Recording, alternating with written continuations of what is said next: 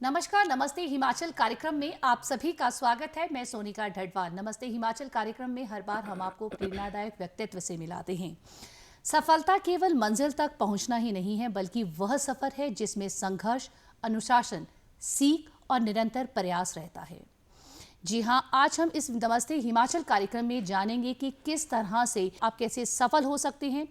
परीक्षा जब है तो आपको किस तरह से संयम रखना है, किस तरह से तैयारी करनी है और साथ ही साथ एक अच्छा एडमिनिस्ट्रेटिव किन मूल्यों पर कार्य करता है। और साथ ही साथ बात करें आयकर विभाग के लिए में आजकल वो अपनी सेवाएं दे रही हैं और जिसमें किस तरह से आयकर विभाग जो है देश की तरक्की के लिए आगे हाथ बढ़ा सकता है। जी हाँ, आज हमारे साथ स्टूडियो में उपस्थित हैं doctor Shikha Sharma ji, deputy commissioner of income tax. Ma'am, आपका हमारे इस कार्यक्रम में बहुत बहुत स्वागत है। डॉक्टर शिखा, आपका जो प्रोफाइल है वो बहुत ही इंटरेस्टिंग है। सबसे पहले मैं आपसे जो आपके प्रोफाइल पे ही बात करना चाहूँगी। आपने जो है डेंटल साइंस की अगर हम बात करें उसमें, उसके बाद आपने इंडियन रेवेन्यू सर्विसेज की अगर मैं बात करूं तो ये बहुत ही अनोखा जो है वो कॉम्बिनेशन है। तो सबसे पहले मैं जानना चाहूँगी आपकी शिक्षा में कि एक तरफ डॉक्टरेट की पढ़ाई और दूसरी तरफ आपका जो है वो आपका इंडियन रेवेन्यू सर्विसेज की तरफ जो है वो इंटरेस्ट कैसे बना? Thank you for inviting me here and जैसे आपने मुझसे पूछा तो बचपन से ही मुझे ऐसा था कि मुझे कुछ ऐसा करना है जो सबसे अलग हो। Then I use to find कि सबसे टफ क्या होता है। Then someone told me because we have a very limited reach during childhood. तो जितनी भी मेरी रीच थी उनसे मुझे ये समझ आया कि सिविल सर्विसेज जो है यूपीएससी, एचएएस, यूपीएससी तो मुझे बहुत बाद में पता लगा कि एचएएस का एक एग्ज़ाम होता है और वो टफेस्ट एग्ज़ाम होता है। वो लोग जो है वो 5-10 साल तैयारी करते हैं, उसके बाद लोगों का वो एग्ज़ाम निकलता है। देन 10th क्लास से मेरे दिमाग में था कि मैं सिविल सर्विसेज में जाऊंगी। फिर जिस तरह से हम आगे बढ़ते गए तो एक जो इंडियन मेंटालिटी है उसमें ये एक बहुत प्रेवलेंट है कि या तो मेडिकल रखो या नॉन मेडिकल रखो। कोई अपने बच्चों को नहीं चाहता कि आर्ट्स रखो। देन मैं दोनों रखना चाहती थी, मेडिकल नॉन मेडिकल, क्योंकि मुझे हमेशा से लगता था कि जो सबसे टफ है मुझे वही करना है। Because I thought that I wanted to prove myself. But I don't suggest anyone कि उस अप्रोच पे जाना चाहिए, but you know it is personal. तो बोथ जो रख सकते थे, तो वो कोई स्कूल मुझे उस तरह से नहीं मिल रहा था, वो मुझे पोर्टमोर स्कूल मिल रहा था, बट फिर वो हमें दूर पड़ता था। तो फिर I opted for Dayanand public school और वहाँ पे मेरा सिलेक्शन हुआ। बट वहाँ पे बोथ नहीं रख सकते थे तो मैंने सिर्फ मेडिकल रखा। अब जब मेडिकल रख लिया तो वहाँ पे जितने भी मेरे batchmates they all were preparing for PMTs and my mother also wanted that कि मैं पीएमटीज दूँ। Then my father also insisted कि नहीं, पीएमटी एक बार देना चाहिए। देन मैंने उनको कहा कि नहीं, मैं बीएससी में एडमिशन लेके I wanted to go for civil services. Then फिर किसी तरह से I cracked PMTs also and I fall into the BDS. तो उसमें एचपी गवर्नमेंट डेंटल कॉलेज मिल गया। एंड अगर एचपी गवर्नमेंट डेंटल कॉलेज नहीं मिलता और कोई प्राइवेट कॉलेज मिलता, then I would not have gone for dentistry. तो शायद मैं री अटेम्प्ट लेती या फिर I would have gone for BSc. तो फिर उसके बाद मैंने पीएमटीज दिया, लेकिन मेरे दिमाग में उस वक्त भी था जब मैंने बीडीएस में एडमिशन लिया था कि मैं सिविल सर्विसेज में ही जाऊंगी। It was in my mind. तो लेकिन उस वक्त तक माय जनरल नॉलेज एंड और जो सब्जेक्ट्स का नॉलेज है दैट वाज वेरी लिमिटेड। मेरे को थोड़ा कम आपको जो था, ठीक है, बिल्कुल। क्योंकि during my school days also मुझे ये था कि मैं स्कूल सिलेबस पे फोकस करूँगी एंड मुझे टॉप करना है वहाँ पे भी। तो फिर धीरे धीरे से मैंने कॉलेज तो बहुत बिजी रहता है बीडीएस में। Then during the final year के बाद इंटर्नशिप में हमारे पास टाइम होता है। तो इंटर्नशिप जब चल रहा था, देन आई जस्ट मैंने अपना दिमाग को मेकअप किया एंड देन आई फाउंड कि यहाँ पे वो लाइब्रेरीज कौन सी अच्छी हैं। देन मुझे किसी ने बताया कि एचपी यूनिवर्सिटी में लाइब्रेरी है, तो वो मेरे लिए बहुत दूर पड़ती। मेरा कॉलेज जो था वो आईजीएमसी के पास है, HP government dental college. Then मुझे किसी ने बताया कि म्यूनिसिपल कॉर्पोरेशन का एक लाइब्रेरी मॉल पे है। फिर मैंने वहाँ पे बैठना शुरू किया and I started reading newspapers and magazines. तो 6 months I started with that and कुछ जनरल स्टडीज़ के मैनुअल से I started with that and then that's how I started civil services का प्रिपरेशन। देन फिर भी स्विच करना is always difficult. मैंने MDS का एग्ज़ाम दिया, बट एमडीएस का एग्ज़ाम भी is like I got 45th rank and there are only 2 and 3 seats. तो फिर then I stop, then I said कि ये मैं नहीं करूँगी and I whole time I started preparing for civil services. तो जिस तरह से आपने बताया कि आपने अपनी लाइफ में जो है वो चैलेंज को एक्सेप्ट किया कि आपने कहा कि जो टफेस्ट चीज़ है वो मुझे करनी है, तो ये बहुत कम है जिनमें ये जो है जज्बा होता है इस करने को। एक्चुअली ऐसा है कि सब लोग जो है पढ़ाई के समय थोड़ा डर कहीं ना कहीं वो होता है, पर आपके जज्बे को सच में, और आपने जो जज्बा आपने रखा उसको आपने साबित भी करके दिया, आपने प्रूव करके दिया कि जो आपने ठानी थी, जो आपने सोचा था वो आपने किया। मैम, बात करें आपने हिमाचल प्रदेश एडमिनिस्ट्रेटिव सर्विसेज की, अगर मैं बात करूं तो आपने हिमाचल प्रदेश एडमिनिस्ट्रेटिव सर्विसेज में टॉप किया है। वो बहुत बड़ी जो कहते हैं अचीवमेंट एक पेरेंट्स के लिए भी और बच्चे के लिए अपने आप में भी होती है। वो पल आपके लिए कैसा था? तो जैसे उससे पहले मैं तहसीलदार थी HPAS 2012 में, तो फर्स्ट टाइम ही मैंने HPAS का एग्ज़ाम दिया था and I cracked it, and it was also a wonder कि कैसे हो सकता है, फर्स्ट अटेम्प्ट में कैसे हो सकता है। बिल्कुल। तो पहले वहाँ पे फिर बहुत हैरानी हुई कि फर्स्ट अटेम्प्ट में तो किसी का भी नहीं निकलता, हमारा कैसे हो गया। Then it was encouragement, then I again started giving exam. फिर उसके बाद 2013 में जब मैंने दोबारा अटेम्प्ट दिया तो फिर मेरे मेंस में हिस्ट्री में मार्क्स बहुत कम आए। तो वो भी मुझे बहुत हैरानी थी कि ऐसा कैसे हो सकता है, फर्स्ट अटेम्प्ट में मेरे इतने अच्छे मार्क्स आ रहे हैं 194 एंड सेकंड अटेम्प्ट में 36 मार्क्स कैसे रह गए। Then I change the subject and I again took the HPAS exam, and top करना तो कोई भी नहीं सोचता, लेकिन जब वो पता लगा, because we got a call from HP public service commission 10 minutes before that result आ रहा है, एंड दे वर लाइक आप नंबर 1 हैं, and it was like very strange कि ऐसा कैसे हो सकता है। And I was in tears, I was like नहीं, कुछ गलती हुई होगी, ऐसा नहीं हो सकता। देन मैं भागती हुई अपनी पापा मम्मी के पास गई, and then we all set in front of laptop कि पहले रिजल्ट आने पहले देते हैं रिजल्ट कि आने क्या देते है। फिर देखते हैं कि क्या है। तो ये बहुत ही स्ट्रेंज था हमारे लिए, तो ये ईश्वर का एक चमत्कार था, मतलब हम नहीं सोच सकते थे कि ऐसा होगा। ये आपकी मेहनत थी जो आपने इतनी मेहनत की थी। तो सबसे पहले मैं यही जानना चाहूँगी आपसे कि मेहनत जो आपने की, आपका स्टडीज़ का शेड्यूल कैसे रहता था? आप कितना समय जो है वो पढ़ाई को देती थी? जैसे आपने हमें पहले बताया कि आप मैगजीन और पेपर बहुत ज़्यादा पढ़ती थी, उससे जो है आप अपडेट रहते हैं। थोड़ा सा मैं डिटेल जानना चाहूँगी कि कैसे वो आप उस चीज़ से समय जो है वो अपना पढ़ाई का, और अपने लिए कई बार कहते हैं कि अपने लिए भी समय चाहिए, तो वो आप कैसे निकालती थी? तो जब मैंने प्रिपरेशन स्टार्ट किया था तो शुरू का तो जो 6 मंथ्स थे दे वर वेरी टफ। लाइक मैं सुबह 6 बजे मैं पंजाब यूनिवर्सिटी की लाइब्रेरी में पढ़ती थी, क्योंकि घर पे वैसा माहौल भी नहीं मिल पाता एंड आपका एक शेड्यूल उस तरह से नहीं बन पाता। तो my brother was working in Chandigarh, तो मैं चंडीगढ़ उसके पास गई एंड देन मैंने पता किया लोगों से। Actually the main thing is that I communicate with people, I ask from people a lot कि कौन चीज़ कैसे होती है। Then most of them told us कि वो लाइब्रेरीज ज्वाइन करते हैं। एंड देन मैं बहुत पैसे भी इस पर नहीं खर्चना चाहती थी, क्योंकि बहुत चीज़ें डाइसी होती हैं and I don't want to be dependent on my parents कि उन पे बोझ पड़े। देन समवन टोल्ड मी कि HP यूनिवर्सिटी में जो है वो फ्री। हमारे जो, मैम थोड़ा सा मैं आपको यहाँ टोकूंगी, हमारे जो दर्शक हैं वो आपको हिंदी में ज़्यादा अच्छा जो है वो सुनना जो है वो पसंद करेंगे। जी। तो मुझे किसी ने बताया कि पंजाब यूनिवर्सिटी में फ्री आप जो है वो एक्सेस कर सकते हैं लाइब्रेरी। तो फिर मैंने वहाँ जाना शुरू किया एंड इसमें मेरे भाई का बहुत सहयोग रहा। वो मुझे सुबह 6 बजे लाइब्रेरी ड्रॉप करता था और रात को 9 बजे मुझे लेने आता था। तो वो 6 से 9 मैं बताऊँगी, उन 6 महीनों में हार्डली मैं 1-1.5 घंटे का ब्रेक लेती थी, वो मैं कॉन्टीन्यूअस 12-14 घंटे पढ़ी हूँ। सो दैट सारा सिलेबस मतलब मैंने सारा पढ़ लिया, मुझे समझ आ गया कि अभी ये ऐसे है। मैंने उसी में अपने ऑप्शंस जो हैं वो चूज़ किए कि ये ऑप्शंस मैं चूज़ करूँगी। एंड देन 6 मंथ्स मैंने बहुत हार्ड वर्क किया, 12-14 घंटे पढ़ाई की।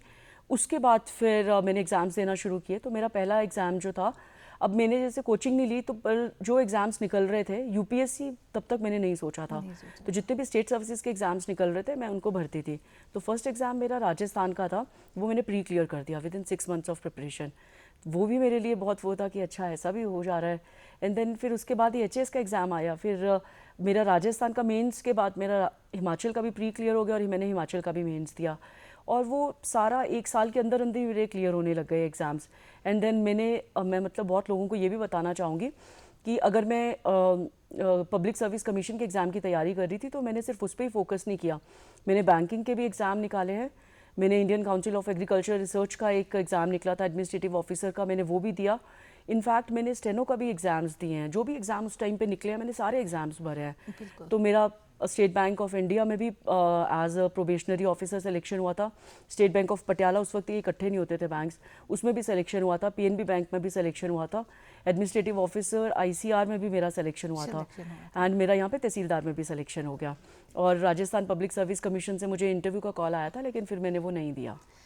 जब कई बार एक बार जॉब का जब हो जाता है कि मेरी यहाँ पे जैसे बैंकिंग सेक्टर की अगर मैं बात करूँ तो बैंकिंग सेक्टर में जब आपकी जब जॉब का जब हुआ था तो कई बार बच्चे सोचते हैं कि अब तो जॉब लग गई, अब रिलैक्स, पर आप फिर भी नहीं रुकी, फिर भी आप जो है लगातार जो है वो एग्जाम्स देती रही और लगातार जो है इस चीज़ पे आपने पढ़ाई पे जो है वो फोकस रखा। तो इसके पीछे जो है आपको मोटिवेट करने वाला कौन था? देखो, पेरेंट्स बहुत हद तक आपको मोटिवेट करते हैं, लेकिन मुझे ऐसा लगता है कि ये आपकी अपनी सेल्फ मोटिवेशन बहुत इंपॉर्टेंट है कि आपको जीवन से क्या चाहिए, वो आपको दूसरा नहीं बता सकता। और जैसे मेरा पहले वाले क्वेश्चन में शायद मैं कुछ बताना भूल गई, तो जैसे मैंने बताया कि शुरू में मैंने पूरा टाइम डिवोट किया, उसके बाद सिर्फ डिसिप्लिन और एक मेरी जागरूकता कि मुझे करना है करना है करना है, क्योंकि मैं वहीं पे रुकी नहीं। तो एक डिसिप्लिन और एक परसिवियरेंस बोलते हैं, वो बहुत ज़रूरी है प्रिपरेशन में, कि कभी रुको मत, तैयारी करते रहो और डिसिप्लिन बनाए रखो। रोज मैम आपने बताया कि एक अनुशासन जो है वो बहुत ज़्यादा इम्पॉर्टेंट है अगर आपको अपने जो आपकी मंजिल है उस तक अगर आपको पहुंचना है। तो जो मेरा ये कार्यक्रम बच्चे देख रहे हैं, जो सिविल सर्विसेज का जो सपना है जो उसे देख रहे हैं, तो उन्हें आप क्या कहना चाहेंगे? जिस तरह से आपने तो 14 घंटे पढ़ा, तो सबकी सिटिंग जो है वो 14 घंटे पॉसिबल नहीं है, तो फिर भी उन्हें आप कैसे क्या संदेश देंगे, कैसे आप उनको मोटिवेट करती हैं कि आप इस तरह से अपनी स्टडीज़ को कंटिन्यू रखो ताकि जो आपका सपना है सिविल सर्विसेज का वो पूरा हो सके? तो जैसे आप कह रहे हैं कि 14 घंटे सिटिंग किसी की भी नहीं होती, लेकिन जब आपको मज़ा आने लगता है ना पढ़ने का, तो फिर वो सिटिंग खुद बन जाती है। और देखो, हर चीज़ का एक प्रोटोकॉल होता है। अगर आपको सिविल सर्विसेज में जाना है, ये बहुत टफ एग्ज़ाम है, तो आपको 14 घंटे तो नहीं, मतलब 14 घंटे शुरू में मैंने दिए, लेकिन फिर भी आपको रोज़ जो है 5 से 6 घंटे तो देने ही पड़ेंगे, बिकॉज हर चीज़ का एक प्रोसीजर होता है। तो बिना पढ़े, बिना मेहनत किए तो वो एग्ज़ाम नहीं निकल सकता। बट मुझे ऐसा लगता है कि जब तैयारी करते हैं तो आपको बहुत मज़ा आने लगता है। अब देखिए, जैसे ज्योग्राफी की मैं बात करती हूँ, तो 6 to 12th क्लास का एनसीईआरटी इम्पॉर्टेंट होता है, वो हमारे सिलेबस में है यूपीएससी के। तो स्कूल में जब हम लोग पढ़ते हैं तो हमको वो नहीं समझ आता उस तरह से, बट जब उसको फिर कंपटीशन के उसे पढ़ने लगते हैं तो ऐसे समझ, तो फिर बहुत मज़ा आने लगता है। फॉर एग्जाम्पल, बादल कैसे बनते हैं, कितने तरह के बादल होते हैं, तो ये चीज़ें स्कूल में जब हम लोग पढ़ते हैं तो हम नहीं उन चीज़ों को अच्छे से समझते, लेकिन जब हम यूपीएससी की प्रिपरेशन कर रहे होते हैं तो बहुत मज़ा आने लगता है।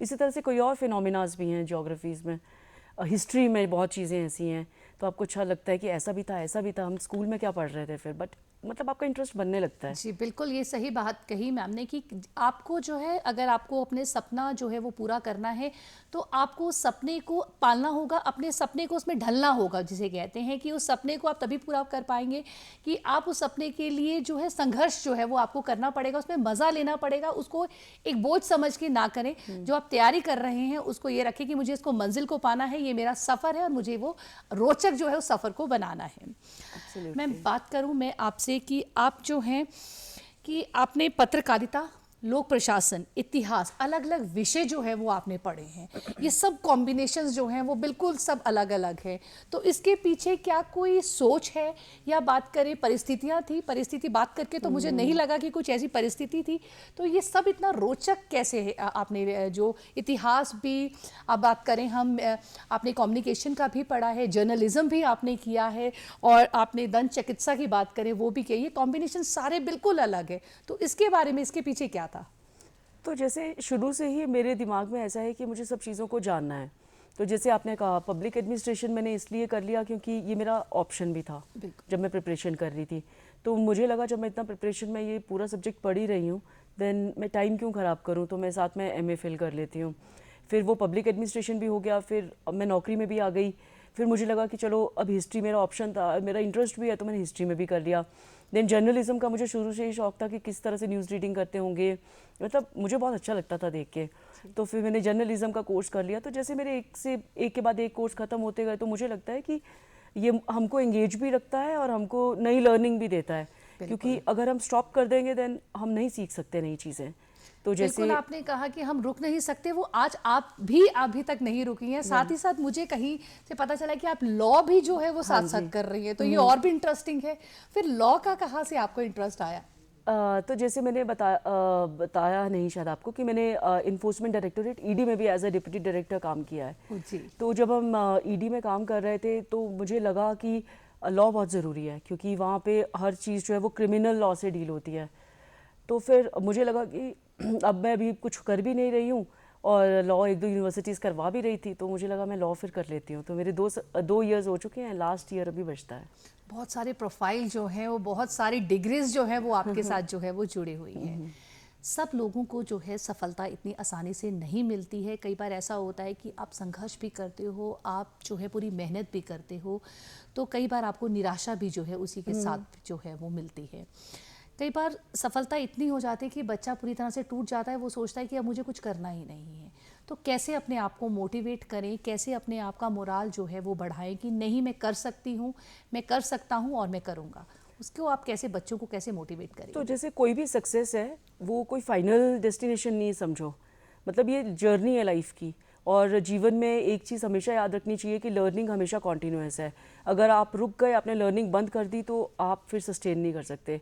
अगर आपको इवॉल्व करना है, अपने आप को सस्टेन रखना है क्योंकि रोज़ जो है वो अक्रॉस द ग्लोब नए चेंजेस आ रहे हैं, तो उन चेंजेस को अडेप्ट करने के लिए आपको लर्निंग तो कॉन्टिन्यूस रखनी ही पड़ेगी। तो ये लाइफ इज़ अ जर्नी, एक success is not a mark. बिल्कुल बिल्कुल, उतार चढ़ाव जो है वो चलते रहेंगे। उन उतार चढ़ाव को जिन्होंने पार कर लिया तो सफलता जो है वो 100% जो है उनके पास होगी। मैम, आपने जैसे हमें बताया कि जिस तरह से आपने, हम बचपन में जब हम ज्योग्राफी का आपने एग्जाम्पल दिया कि हम ज्योग्राफी जैसे पढ़ते हैं तो वो उस इंटरेस्ट के साथ नहीं पढ़ते। जब आप किसी पेपर की तैयारी करते हैं तो मैं आज के जो बच्चे हैं वो टेक्नोलॉजी के साथ बड़े इन्वॉल्व हैं और वो बहुत ज़्यादा स्मार्ट हैं। उन्हें पता है उन्हें फ्यूचर में करना क्या है, वो उनके सपने जो कहें तो बहुत ही ज़्यादा बड़े हैं। तो जो बच्चा सिविल सर्विसेज की तैयारी कर रहा है आज के दौर की, अगर मैं उन बच्चों की बात करूं, तो स्कूल स्तर पे वो किस तरह से अपने आप को प्रिपेयर करे ताकि वो जो है जैसे ही वो आगे निकले तो उसे जो है, उसने जो स्कूल लेवल से ही मेहनत करनी शुरू की है, तो उसके लिए कौन कौन से कौशल और कैसे अपने सब्जेक्ट्स के साथ जो है वो कॉम्बिनेशंस बनाए? तो जैसे स्कूल टाइम से ही मुझे लगता है कि बच्चों को पता होना चाहिए कि उनको क्या करना है। और आज के बच्चे जैसे आपने बताया कि दे आर वेरी स्मार्ट, उनको पता है कि क्या करना है। तो मैं ये कहूँगी कि जब वो अपने सिलेबस की बुक्स पढ़ते हैं, बिकॉज जैसे मैंने आपको बताया कि 6 से लेकर 10 तक का NCERT सिलेबस में ही है, वो पढ़ना पड़ता है। जब हम किसी को रिकमेंड करते हैं तो हम कहते हैं कि उसको पढ़ो। तो एक चीज़ जो मैं बोलूँगी कि अपनी टेक्स्ट बुक्स को जो है वो अच्छे से पढ़ो, जो बच्चे आगे करना चाहते हैं। सेकेंड चीज़ मैं बोलूँगी कि जनरल स्टडीज़ में न्यूज़पेपर्स में रोज़ मतलब पता होना चाहिए कि क्या चल रहा है, ताकि जो है आपका एक बैकग्राउंड तैयार हो सके जब आप अपना सिविल सर्विसेज का प्रिपरेशन करोगे। एक छोटी सी मैगज़ीन अपने घर में लगवा लीजिए। स्कूल कॉलेजेस में टाइम तो नहीं मिलता उतना, बट मुझे ऐसा लगता है कि एक आपके अंदर होना चाहिए कि आपको वो करना है। तो वो करने के लिए चाहे आप उस मैगज़ीन को पलट ही रहे हैं, तो वो आपको एक लूप में रखेगा कि नहीं मैं देखता हूँ, मैं न्यूज़पेपर पढ़ता हूँ या पढ़ती हूँ, तो वो आपको जो है एक लूप में रखेगा। और अपने अंदर जो एक जिज्ञासा का जो एक एलिमेंट है उसको हमेशा जगा के रखें। ये क्यों हो रहा है, ये कैसे हो रहा है, always ask why why why, how why how. तो जब आप ये इंटरनली अपना क्वेश्चंस पूछते रहोगे, इंट्रोस्पेक्शन करते रहोगे, तो ये हमेशा बहुत हेल्पफुल होता है। जी बिल्कुल, आपने ठीक कहा कि एक जिज्ञासा का रहना बहुत ज़्यादा ज़रूरी है। जो वो जिज्ञासा रहेगी तब हम कोई चीज़ों को जो है वो न्यू लर्निंग जिसे कहते हैं वो चलती रहेगी, क्योंकि जो लर्निंग है वो एक लाइफ लॉन्ग प्रोसेस है, वो कभी ना रुकने वाला प्रोसेस है और उसको अगर हम रखेंगे तो डेफिनेटली जो है हम चीज़ जो है उसे पालेंगे। मैम, वर्तमान में आप deputy commissioner of income tax हैं, इसकी जो जिम्मेदारी है वो आप कैसे निभानी है? ये डिपार्टमेंट ऐसा है कि जिसमें आपकी बहुत ज़्यादा जो है वो जिम्मेवारी आप पे रहती है और बहुत ही सतर्क जो है वो आपको रहना पड़ता है। थोड़ा सा मैं इसके बारे में आपसे जानना चाहूँगी। तो जैसे मैंने आपको बताया कि डिसिप्लिन पंक्चुअलिटी के साथ मैं अपने ऑफिस को रन करती हूँ। तो मैं जिस भी ऑफिस में काम करती हूँ तो उनको पता है कि काम जो है वो एक प्रोसीजर से ही होगा और रिस्पॉन्सिबिलिटी बहुत ज़्यादा है। लेकिन मैं पब्लिक को भी सुनती हूँ, मैं लोगों से इनपुट लेती हूँ, ऑफिस के लोगों से इनपुट लेती हूँ। आई ऑलवेज़ अपने कान, नाक, आंखें खोल के रखती हूँ ताकि, और मेरा एक जो चीज़ है वो मैं किसी भी फीडबैक को नेगेटिव नहीं लेती। अगर आप मुझे नेगेटिव भी बता रहे हो तो मैं उसको लेकर उसमें इम्प्रूवमेंट करने की कोशिश करती हूँ इन सिस्टम। तो रिस्पॉन्सिबिलिटीज़ तो बहुत ज़्यादा हैं, लेकिन ठीक है, मुझे लगता है कि अगर आपके पास, और मैं हमेशा बोलती हूँ कि एक नॉलेज आप में होनी चाहिए, एक्सपर्टीज़ को आप लोग धारण करें। जैसे we deal with income tax act, तो आपको इनकम टैक्स एक्ट पता होना चाहिए। अगर आपके पास आपका नॉलेज बिल्कुल फुल प्रूफ है, अगर आप रूल बाउंड हैं, अगर आप एक प्रोसीजर से काम करते हैं, तो मुझे लगता है चीज़ें बहुत आसान हो जाती हैं। बिल्कुल। मैम, इनकम टैक्स डिपार्टमेंट की अगर मैं भूमिका की बात करूं तो क्या सिर्फ टैक्स संग्रह करना है या देश के विकास के लिए भी एक महत्वपूर्ण भूमिका निभाता है? तो जो हम जैसे टैक्स कलेक्शन एक पार्ट है इनकम टैक्स का, बट इनकम टैक्स पूरा टैक्स कलेक्शन नहीं है। हम लोगों को फैसिलिटेट करते हैं, हम लोगों से जो टैक्स कलेक्ट करते हैं वही जो है, जो सुविधाएं सरकार देती है वो उसी पैसे से देती है। लेकिन उसके अलावा भी हमारा जो है वो एडमिनिस्ट्रेशन में बहुत अहम भूमिका है। फॉर एग्जांपल, जैसे ब्लैक मनी के साथ कोई डील कर रहा है, तो इकोनॉमी को जो है वो फुल प्रूफ साउंड बनाना, ताकि ब्लैक मनी हमारी इकोनॉमी में ना रहे। जो लोग उससे डील कर रहे हैं हम उन पे भी एक्शंस लेते हैं, मनी लॉन्ड्रिंग हमारे सिस्टम में ना हो। हम इकोनॉमी को, हम जो है we are saviour of economy. जी। या मैम, बात करूं मैं टैक्स पेयर की, अगर मैं बात करूं जो टैक्स पेयर हैं उनके विभाग के द्वारा कौन कौन सी सुविधाएं उनको दी जा रही हैं और क्या सुधार जो है वो किए जा रहे हैं? तो इनकम टैक्स अपने आप को रोज़ इवॉल्व कर रहा है। 2020 में हमारे इनकम टैक्स डिपार्टमेंट पूरा फेसलेस हो गया। तो उसका कारण ये था कि जो हमारे टैक्स पेयर्स थे उनको बार बार ऑफिसेज में जाना पड़ता था, अपने डॉक्यूमेंट्स दिखाने पड़ते थे, एंड जो ऑफिसर्स हैं उनसे बात करनी पड़ती थी। तो उसमें जो है वो बहुत ज़्यादा डेलिब्रेशंस, डिस्क्रिशंस ऑफिसर्स के पास रहती थी। असेसिस भी जो है वो अपना काम करवाने के लिए बहुत सारी जो है वो अनड्यू फेवर्स भी करते थे। तो उन चीज़ों को रोकने के लिए सरकार ने पूरा फेसलेस कर दिया। अब जो है, अगर आपका असेसमेंट जो है स्क्रूटनी में, अगर आपकी ITR सेलेक्ट हो गई है तो आपको ऑफिस आने की ज़रूरत नहीं है, वो फेसलेस स्क्रूटनी होगी। आप अपने जो डॉक्यूमेंट्स हैं उनको आप अपलोड करिए, हम लोग उनको रीड करेंगे, हमको कुछ पूछना है तो हम आपको नोटिस देंगे और पूरा स्क्रूटनी उस तरह से ख़त्म हो जाएगा। सेकेंड थिंग, हमने जो हमारे इनकम टैक्स की साइट्स हैं उनमें बहुत सुधार किए हैं। उनमें क्विक लिंक्स करके हमारे जो है वो फैसिलिटेटर हैं जो टैक्स पेयर्स को बताते हैं। फॉर एग्जांपल, आपको अपना आधार पैन लिंक करना है, आप उस पर क्लिक करिए, आपको वो मैनुअल में भी बताएगा कि कैसे आप उसको खुद कर सकते हैं। उसी तरह से आप अपनी रिटर्न कैसे भर सकते हैं, वो भी हमारे पास जानकारी है। देन आपको कौन सा ITR फॉर्म भरना है, क्योंकि बहुत लोग कंफ्यूज होते हैं कि हमारी ये इनकम है तो कौन सा फॉर्म भरें। तो इस तरह से हम टैक्स पेयर्स को बहुत फैसिलिटेट कर रहे हैं। अपनी इनकम टैक्स साइट्स पे हमने चैटबॉट की सुविधा दी है, यूज़र मैनुअल्स दिए हैं, उनको पढ़ के वो अपना काम जो है वो इनकम टैक्स का खुद कर सकते हैं। उनको CS के पास जाने की ज़रूरत नहीं है हर चीज़ के लिए। तो अपने आप भी वो अपना जो है वो प्रोफाइल को जो है वो मेंटेन कर सकते हैं।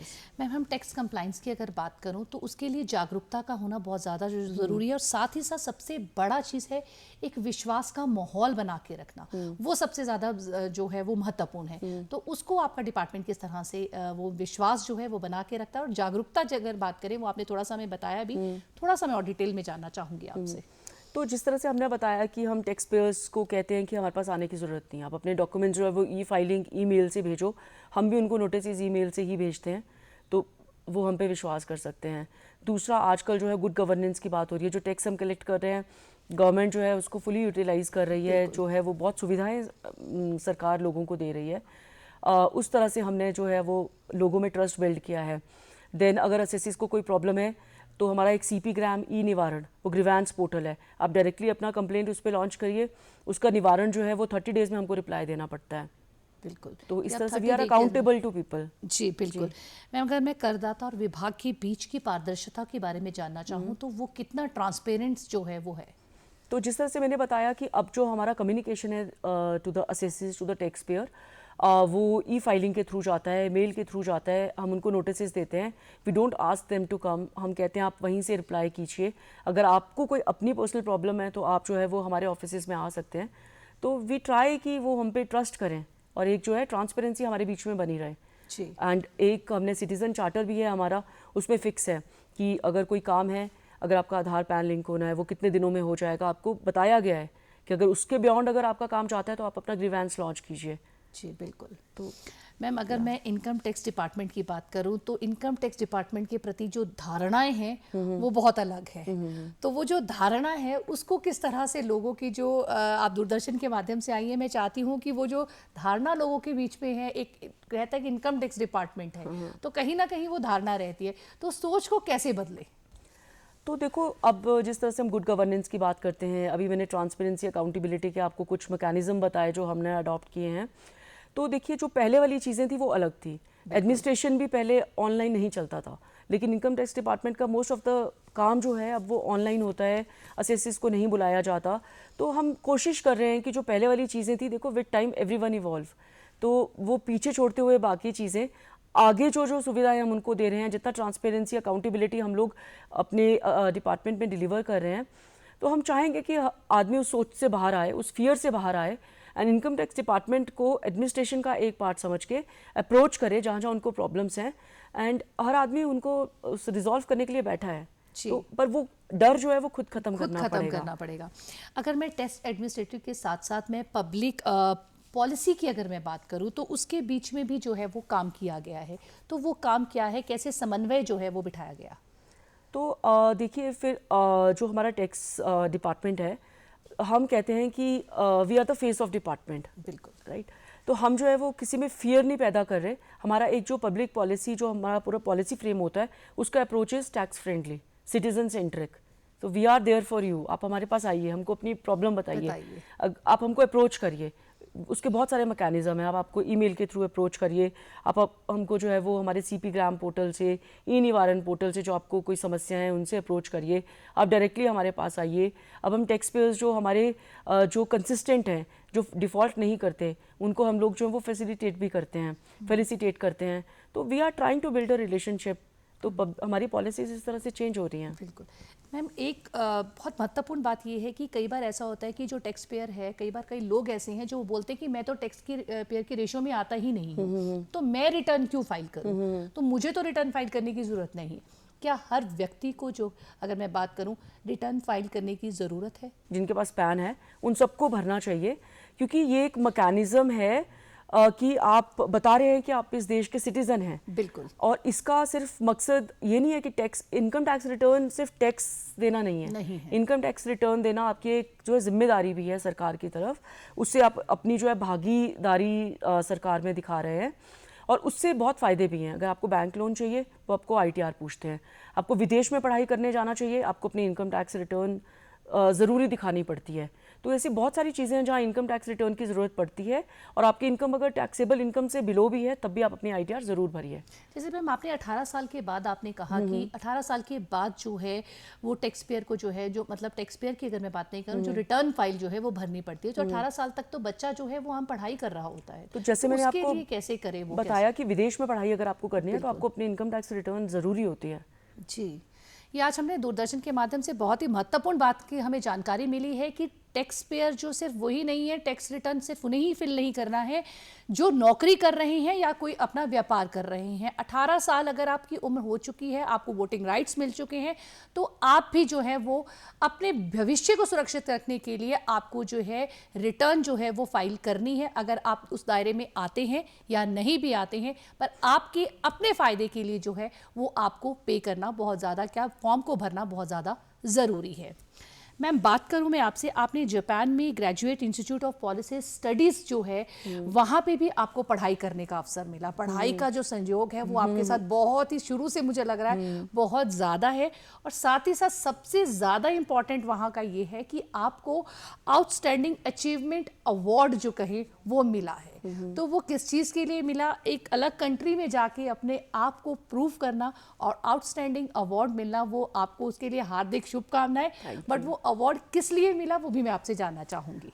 तो ये वाला जो कोर्स था वो DOPT की तरफ से फॉर्म निकलता है, तो मैंने वो फॉर्म भरा, एंड देन DOPT वो शॉर्टलिस्ट करता है फॉर्म।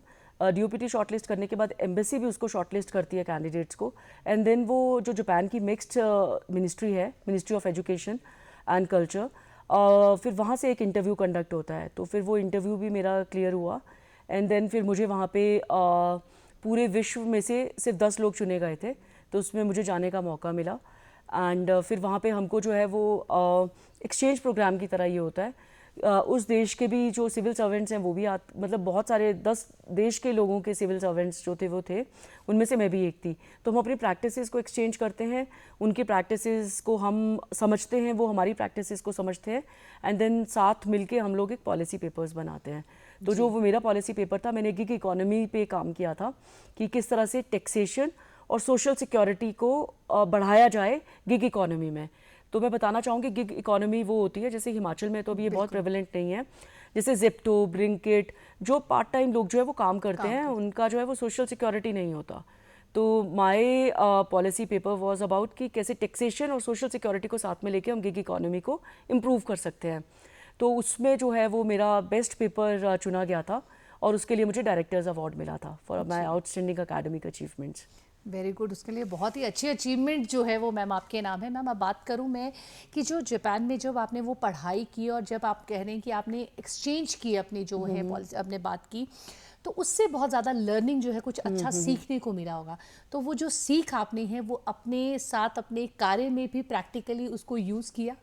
हाँ, मैंने वहाँ जाके बहुत सीखा। मतलब जैसे कहते हैं कि जैसे आपने कहा कि सक्सेस, तो मेरे लिए सक्सेस एक जर्नी है, वो एक स्टॉप नहीं है कि यूपीएससी हो गया या एचपीएस हो गया, दैट इज़ वो मेरे लिए नहीं है। मेरे लिए सक्सेस है कि मैं कॉन्टिन्यूस लर्न करती जाऊँ। तो जापान में मैंने बहुत सारी चीज़ें सीखी। फॉर एग्जांपल मैं आपको देती हूँ, जब मैं इंडिया में थी तो मुझे लगता था क्या ही फ़ायदा है सरकारी नौकरी का, पेंशन तो नहीं है। अब पेंशन एक वही हम लोग पूरा नॉलेज नहीं इकट्ठा करते हैं। पेंशन हम लोगों के लिए लगता है कि वो जैसे मतलब फ्री सरकार दे रही है तो वो पेंशन है। बट जब मैं उन लोगों से मिली तो मुझे समझ आया कि ये इंडिया में नहीं, ये पूरे विश्व में ही ऐसा है। कोई हर सरकार ने पेंशन बंद कर दी है, पेंशन कॉन्ट्रीब्यूटरी हो गई है, जिस तरह से हम कॉन्ट्रीब्यूट करके पेंशन ले रहे हैं। तो वो मेरे लिए एक बहुत बड़ा आई ओपनर था कि अच्छा ऐसा भी है। इसी तरह से बहुत सारी चीज़ें, जैसे मुझे लगता था कि इंडिया शायद पीछे है और बाकी देश आगे हैं, नहीं। तो मैंने देखा कि जो सुविधा हमारे पास है, एक सब्जी वाले के पास जाके मैं स्कैन करके, पेटीएम से पेमेंट करके, गूगल पे से पेमेंट करके अपना जो है वो पैसे दे देती हूँ।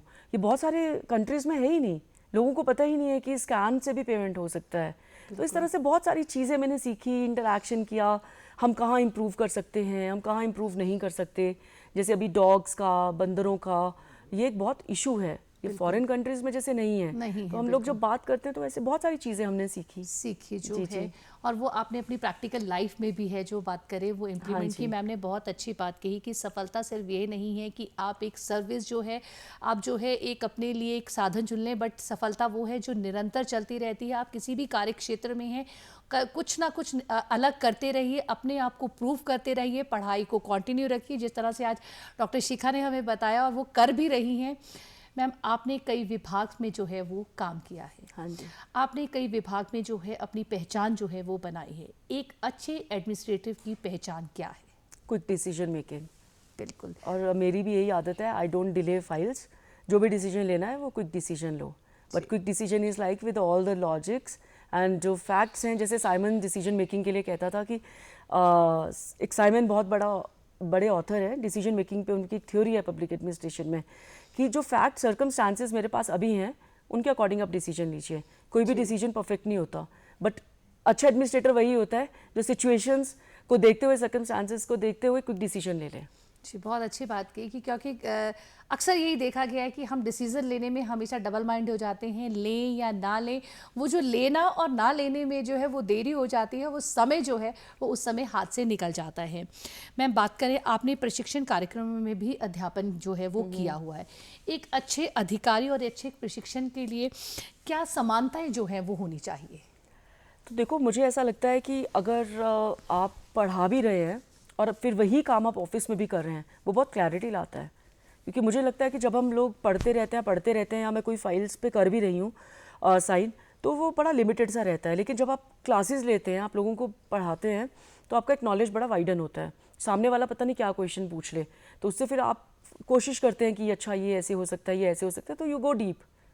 तो मुझे ऐसा लगता है कि वो आपको बहुत एनरिच करता है। जी मैम, निरंतर जो बदलती टेक्नोलॉजी है, वो अगर मैं आपके डिपार्टमेंट की भी बात करूं तो क्या वो कामकाज में जो बदलाव एकदम आ रहे हैं, सब चीज़ें जो है टेक्नोलॉजी जो न्यू है वो बदल रही है, उससे कई बार ऐसा लगता है कि हमारे काम जो है वो सफ़र होते हैं, या हम बात करें कि और इन्हांसमेंट जो है वो हो रही है, ट्रेनिंग्स की भी ज़रूरत होती है, तो वो आप कैसे मैनेज करती हैं फिर? मुझे ऐसा लगता है कि जैसे जो टेक्नोलॉजी जैसे आ रही है और आपने बताया जैसे एआई है, तो हमारा भी एक कर साथी है। तो हमको अगर कुछ समझ नहीं आ रहा या मुझे इंस्टेंट कुछ सेक्शन पूछना है सपोज़, तो मैं उस चैट बॉट पे डालती हूँ और वो मुझे इंस्टेंट आंसर दे देता है। तो इट्स वेरी हेल्पफुल। वो तो हमारे काम को जो है वो एनहांस ही कर रहा है, रिफाइन ही कर रहा है। जी मैम, कहते हैं जैसे कि मैं भी एक महिला हूँ और आप भी एक महिला है, एक महिला अधिकारी के लिए अगर हम बात करें, कभी आपको ऐसा लाइफ में लगा कि बहुत सारी चुनौतियाँ हैं मेरे लिए, मुझे कई चीज़ों को जो है वो फेस करना पड़ता है, तो कभी कोई ऐसा समय आया या कभी कोई ऐसी कोई सिचुएशन आई आपके साथ? हाँ, अभी जैसे रिसेंट आपने अभी जापान का बोला, तो मैं अपनी 2 साल की बच्ची को अपने साथ लेके गई थी। तो वो पूरे साल हमको वहाँ रहना था, तो 3 महीने तो मेरे हस्बैंड रुके। फिर हमने देखा कि बच्ची को कैसे रखेंगे। देन हमने उसके लिए फिर स्कूल ढूंढा जहाँ पे वो स्कूल जाती थी, फिर हाफ टाइम क्रेच जाती थी। देन मेरे हस्बैंड चले गए, तो 9 महीने में बच्चे को लेकर अकेले रही। तो एक चुनौती तो यही थी, बिकॉज दैट टाइम मेरी बच्ची जो है वो मुझ पर डिपेंडेंट भी थी। अब मैं 2 साल की बच्ची को छोड़ के जाऊँ ना जाऊँ, वो तो लाइफ के रोज़ चैलेंजेस हैं। आज आपको ऑफिस जल्दी जाना है, कोई मीटिंग है, बच्चे को पीछे से कौन तैयार करेगा, कोई नहीं है। तो जब मैं इन्फोर्समेंट डायरेक्टोरेट में थी, तो कई बार ऐसा भी होता था कि मुझे बच्ची, मेरी सर्च भी चल रही है और मुझे बच्ची को अपने साथ ऑफिस भी रखना पड़ रहा है। तो वो चैलेंजेस तो चलते हैं लाइफ में।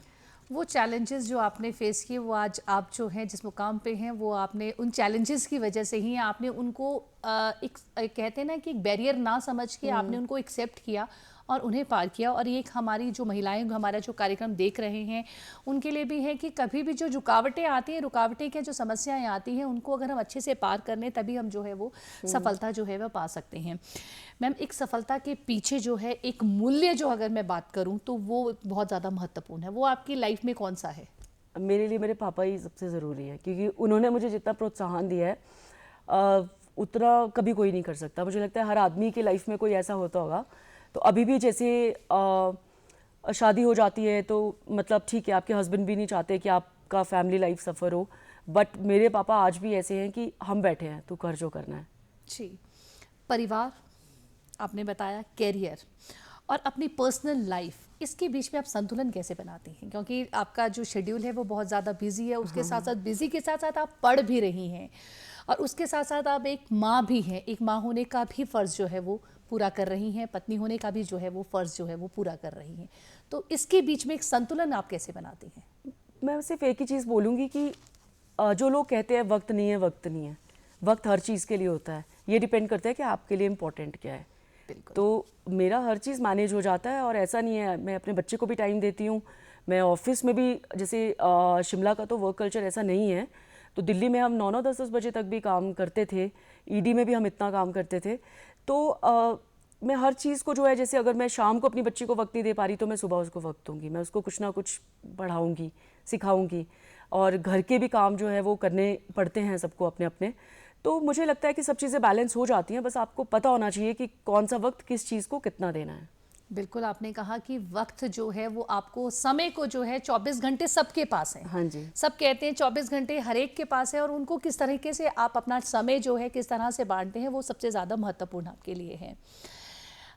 मैम, अगर मैं बात करूं, अभी भी आपकी जो बात से मुझे लग रहा है, मैं बहुत मोटिवेट हूं आपसे कि आप अभी भी पढ़ रही हैं, अभी भी बहुत सारी चीज़ें कर रही हैं। आगे आपके फ्यूचर्स में क्या प्लान है और क्या करना चाहती हैं आप फ्यूचर में? तो अभी तो जैसे मैं फ़ॉरेन से वापस आई ही हूँ, तो अभी मुझे लगता है कि मैं कुछ विदेश में भारत सरकार की सेवाएं देना चाहूँगी और हो सकता है बहुत जल्द मैं उसके लिए अप्लाई भी करूँ। और सिर्फ यही है कि अपना पढ़ाई जो है लॉ कंप्लीट करूँगी अभी, फिर आगे देखेंगे इसके बाद क्या आता है।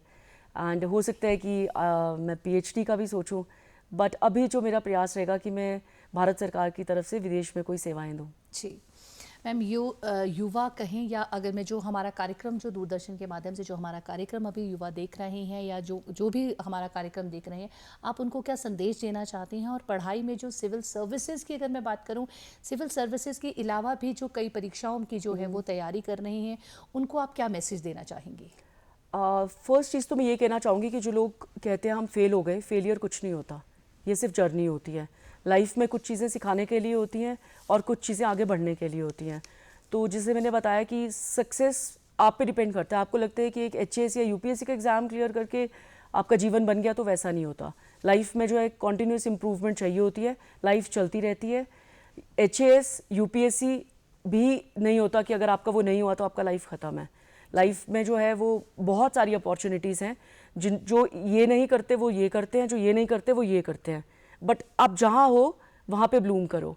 तो मेरे एक बहुत अच्छे मेंटोर हैं, उन्होंने मुझे एक बहुत अच्छी चीज़ बोली थी जो हमेशा मेरे दिमाग में रहती है, bloom where God has planted you. जहाँ भगवान ने आपको रखा है, आप वहाँ पे अपने आप को ब्लूम करिए। जी। एंड जो लोग कंपटीशन की तैयारी करते हैं, तो मैं तो यही बोलूँगी, मेरे साथ भी बहुत लोग ऐसे थे कि वो अगर सिविल सर्विसेज कर रहे हैं तो वो सिविल सर्विसेज ही करेंगे। Go for multiple options. जैसे मैंने एक बैंकिंग का भी किया, मैंने और ऑर्गेनाइजेशंस के भी एग्जाम दिए। ओपन ऑल द ऑप्शंस, क्योंकि प्रिपरेशन का सब्जेक्ट तो सेम ही है। तो आप जो है वो एग्जाम्स दीजिए ना। अगर आप एचएएस होके अगर आप एक स्टेनो का भी एग्जाम दे रहे हो, what is the harm?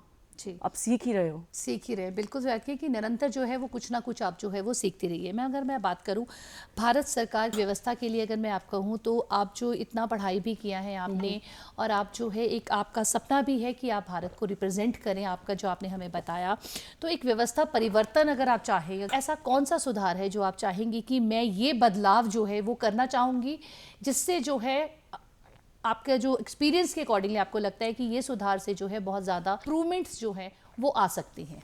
Merit based selection. बिल्कुल, merit based in selection. Transfer postings also there should be merit based criterias. Merit base पे जो होना चाहिए। बहुत अच्छी आपने बात की।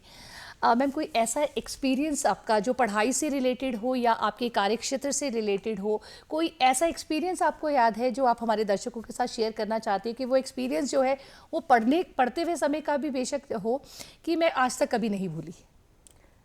तो ऐसा, जब मैंने एचएएस टॉप किया था तो मैं तहसीलदार थी।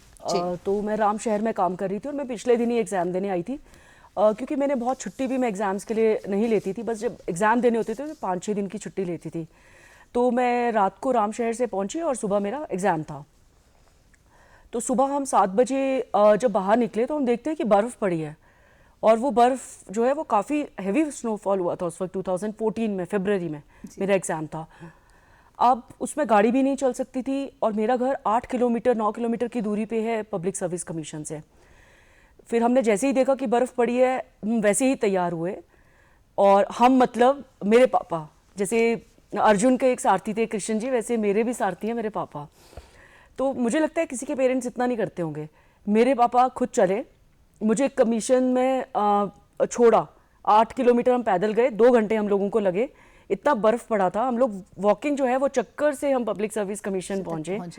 एंड देन वो मेरी सारे जूते भी गीले, सब गीला, और एग्ज़ाम स्टार्ट हो ही गया था। हम 10 मिनट लेट पहुँचे थे। एंड देन फिर मैंने वो जूते वहीं खोले, एंड जब मैं वापस आई तो उस हीटर पे मेरे पापा मेरे जूते सुखा रहे थे। तो वो मतलब 2 दिन हम लोग पैदल गए, पैदल आए, और मेरे पापा सुबह भी मेरे साथ आए, शाम को भी मेरे साथ घर गए, अगले दिन भी मेरे साथ वॉकिंग आए। और मुझे लगता है कि वो बहुत ही कम लोगों के पेरेंट्स साथ में थे। बिल्कुल, जो पेरेंट्स का सपोर्ट है सबसे ज़्यादा, जो एक निस्वार्थ, जो अगर हम प्रेम की बात करें तो वो माता पिता का ही जो है वो निस्वार्थ प्रेम होता है। डॉक्टर शिखा, आप हमारे इस कार्यक्रम में आए, आपने इतनी महत्वपूर्ण आज हमने चर्चा की, और बहुत ही प्रेरणादायक जो है आपकी पूरा प्रोफाइल जो है वो बहुत ही प्रेरणादायक है। उसके लिए बहुत बहुत धन्यवाद। Thank you so much. आज डॉक्टर शिखा की बातों से हमें पता चला कि किस तरह से आप जो है एक प्रेरणादायक सोच, और आप किस तरह से अपने 24 घंटे जो है अपने समय के लिए जो है वो यूज़ कर सकते हैं, और किस तरह से आप अपने सपनों को पूरा कर सकते हैं। सिविल सर्विस की अगर हम बात करें तो आप किस तरह से तैयारी करनी है, और एक अच्छा करदाता बनिए, और देश के विकास के लिए एक महत्वपूर्ण भूमिका निभाइए। आज के कार्यक्रम में सिर्फ इतना ही। अगले हफ्ते फिर मिलेंगे किसी नए विषय के साथ। नमस्कार।